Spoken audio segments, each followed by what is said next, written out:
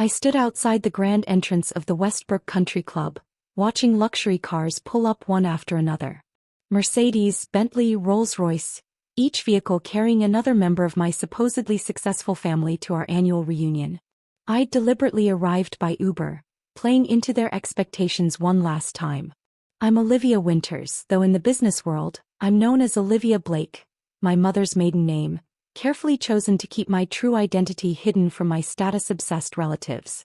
At 34, I'm the CEO of Blake Industries, a conglomerate that had just quietly acquired controlling interest in the Winters family company. Not that they knew that yet.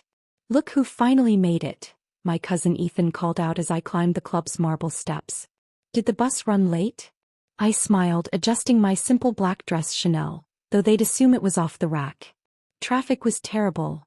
You should really think about getting a car," Aunt Martha chimed in, air-kissing my cheek. "Though I suppose on your salary."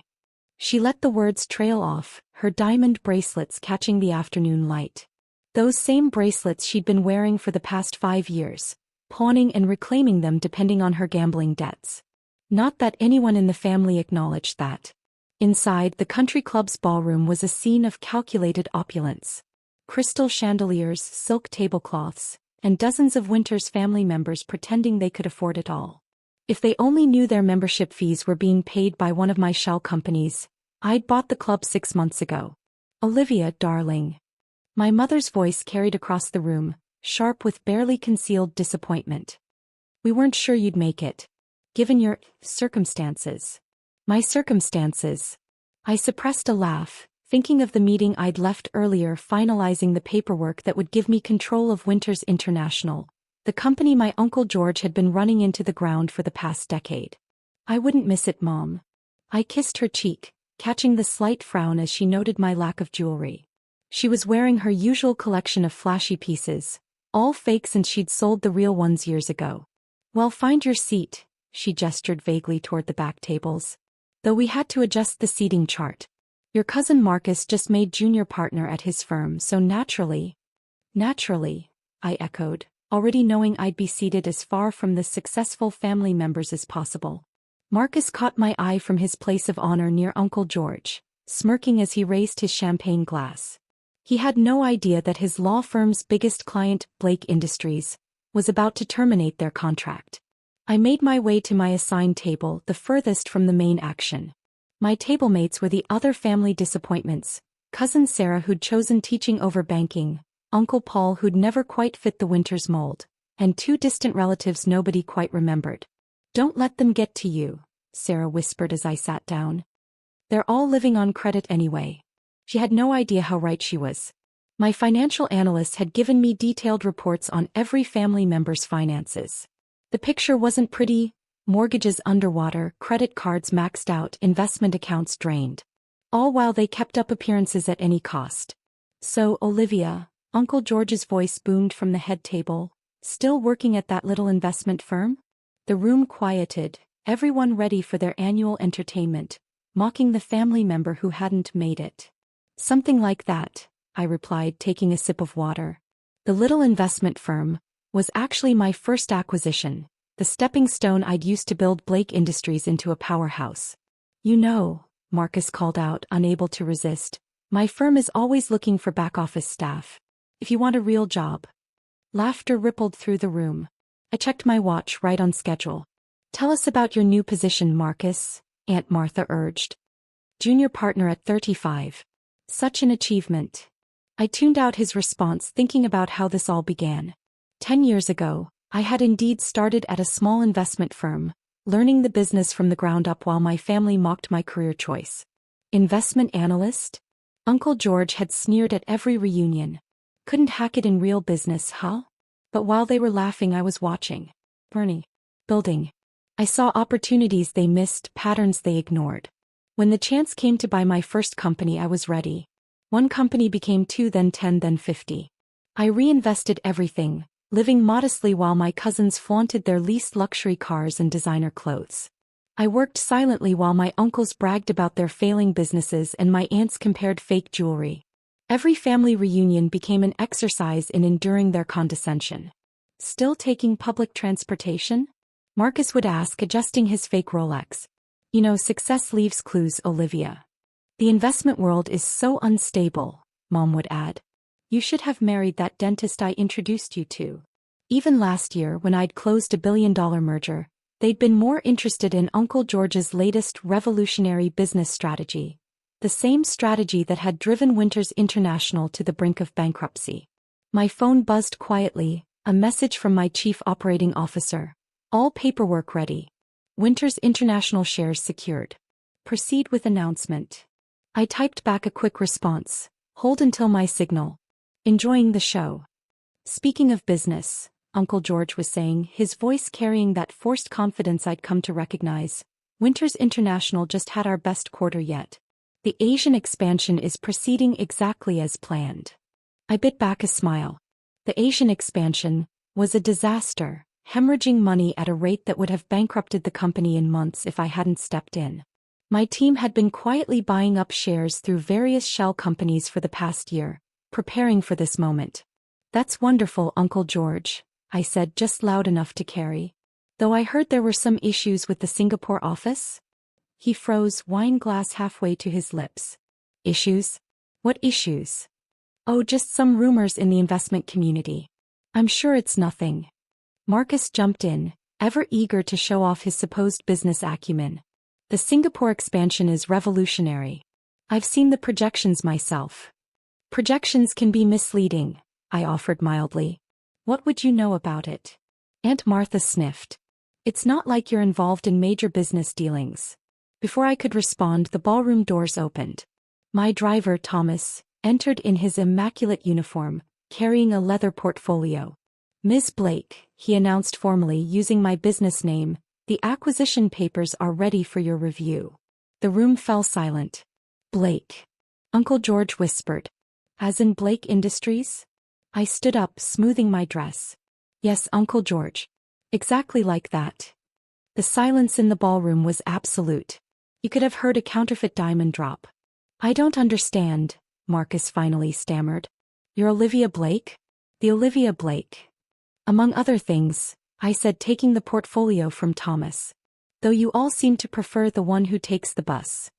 Uncle George's face had gone from red to white to a concerning shade of purple. This is impossible. Blake Industries is worth $12 billion at last valuation, I finished for him. Though after today's acquisition, that number will be significantly higher. Acquisition. Aunt Martha's voice rose to a near shriek. What acquisition? I opened the portfolio, removing a stack of documents. Winters International, of course. As of 9 o'clock this morning, Blake Industries owns 51% of the voting shares. The chaos that erupted was exactly what I'd expected from a family that had always valued appearance over substance. You can't do this. Uncle George surged to his feet, his carefully maintained facade cracking. The board would never approve. The board already has, I interrupted smoothly. In fact, they were quite eager to accept our offer once they saw the true state of the company's finances. Marcus pushed his way forward, lawyer mode engaged. This is clearly a hostile takeover. My firm will. Your firm. I smiled. You mean Anderson and Price? I'm afraid they won't be handling any more Winters International business. Or Blake Industries business for that matter. Your services are no longer required. His face drained of color as the implications sank in. The prestigious law firm he'd been bragging about all afternoon had just lost its two biggest clients. But how? Mom whispered, her hands clutching her fake pearls. You're just what, Mother? Just an investment analyst? Just someone who takes public transportation? Just the family disappointment you seated at the back of every reunion? The room had gone deathly quiet. Everyone finally paying attention to the relative they'd dismissed for so long. While you were all busy comparing luxury cars and vacation homes, I continued, my voice carrying clearly in the silence, I was building something real. While you were living on credit and pretending to be wealthy, I was actually creating wealth. This is spite, Aunt Martha accused, her bracelets jingling as she pointed a trembling finger. Pure revenge for how we treated you. Revenge. I laughed. No, Aunt Martha. This is business. Winters International is a failing company being run into the ground by incompetent management. As a major shareholder, I have a responsibility to protect my investment. Major shareholder? Uncle George's voice cracked. How long have you been planning this? Planning? I've been watching this company deteriorate for years. The failed expansions, the mismanaged assets, the desperate attempts to hide the true financial situation. I pulled out more documents. Would you like to see the real numbers, Uncle George? The ones you've been hiding from the board. He collapsed back into his chair, the fight draining out of him. As for how long, I continued, I've been buying shares through various shell companies since you announced the Singapore expansion. An expansion, I might add, that has lost over $100 million in 6 months. Marcus, still trying to salvage something, stepped forward. The family will fight this. We have rights. You have nothing, I cut him off. Check your own stock holdings, cousin. That margin call you've been avoiding? It just came due. His face went pale. Like many family members, he'd borrowed heavily against his Winters International shares, counting on the stock price to keep rising. But with the company's true financial state about to become public, those shares were about to become nearly worthless. Now, I said, sitting down at the head table, Uncle George's usual seat, shall we discuss the future of Winters International? What are you going to do? Mom asked, her voice small. First, there will be a complete restructuring. New board, new management team. Uncle George, you'll be announcing your retirement. Effective immediately. You can't force me out, he protested weakly. I built this company. Grandfather built this company, I corrected him. You inherited it and nearly destroyed it. Would you like me to show everyone the real books? The hidden debts? The personal expenses you've been charging to company accounts? He fell silent. As for the rest of you, I looked around the room, meeting the eyes of various family members. Those cushy do-nothing jobs you've been enjoying? Those end today. Winters International will now be run on merit, not family connections. But we're family, Aunt Martha pleaded. Family. I stood up, my voice sharp. Was it family when you mocked my career choices? When you seated me at the back of every gathering? When you dismissed my achievements because they didn't come with fancy cars and designer labels? Silence. Well, guess what? While you were all playing at being successful, I actually became successful. While you were accumulating debt, I was accumulating companies. While you were faking wealth, I was building it. I nodded to Thomas, who began distributing envelopes. These are your new employment contracts, for those of you who are actually qualified to keep your positions. The rest of you will find very generous severance packages. I suggest you take them. And if we refuse? Marcus challenged, though his voice shook. Then you can explain to the SEC why you've been insider trading with company information. I smiled as his face went white. Oh yes, cousin. I know about those convenient stock trades just before major company announcements. Did you really think nobody would notice? Mom stepped forward, tears in her eyes. Olivia, please. We're your family. No, mother. You're shareholders in a company I now control. And not very valuable shareholders, given how many of you have leveraged your stock holdings to maintain your lifestyles. I picked up my phone as it buzzed with another message. Ah, perfect timing. The press release about the acquisition is going out now. I suggest you all check your stock portfolios. The market's reaction should be interesting. Within minutes, phones around the room began buzzing as the news spread. Winters International stock was plummeting as the company's true financial state became public. At the same time, Blake Industries stock was soaring on news of the acquisition and restructuring plan. By the way, I added almost as an afterthought, this country club? I own it too. Have for months. Consider your memberships revoked. The next hour was chaos. Some family members tried to negotiate, others threatened legal action, a few broke down in tears. I watched it all with calm detachment, signing documents and taking calls from my executive team. One more thing, I announced as the reality of their situation finally sank in. Those annual family reunions? They'll now be held in the Blake Industries boardroom. Though I suspect attendance will be significantly lower.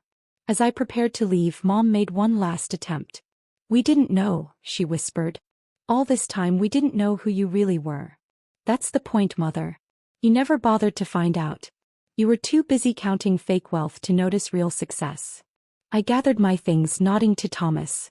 My car is waiting. Your car. Aunt Martha asked weakly. Yes, the Rolls-Royce out front. One of them anyway. Though I still prefer taking an Uber sometimes. It keeps me grounded. The drive home to my penthouse was peaceful. My phone buzzed constantly with messages from family members, alternating between threats and pleas, but I ignored them all. The next morning, I watched from my office as the business news exploded with headlines about the Blake Industries takeover of Winters International. The stock market reacted exactly as I'd predicted. My company's value increased by another $1 billion before lunch. Over the next few weeks, the changes at Winters International were swift and dramatic. Uncle George retired, to avoid public embarrassment. Marcus's law firm lost half its clients once their mishandling of Winters' business became known. Various family members found their credit lines suddenly restricted as their stock holdings lost value. At Christmas, they tried to arrange a family meeting to discuss the situation.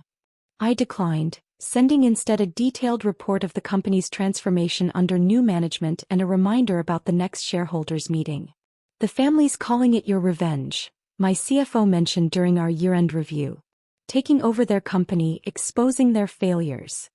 It's not revenge, I corrected him, signing off on another acquisition. It's just good business. The fact that it exposed their decades of pretense is just a bonus. Some might call it cruel, using my success to teach my family a lesson. But as I sat in my office watching my empire grow while theirs crumbled, I couldn't help but appreciate the irony. They mocked me for taking the bus. Now they can't afford their car payments. They dismissed my career.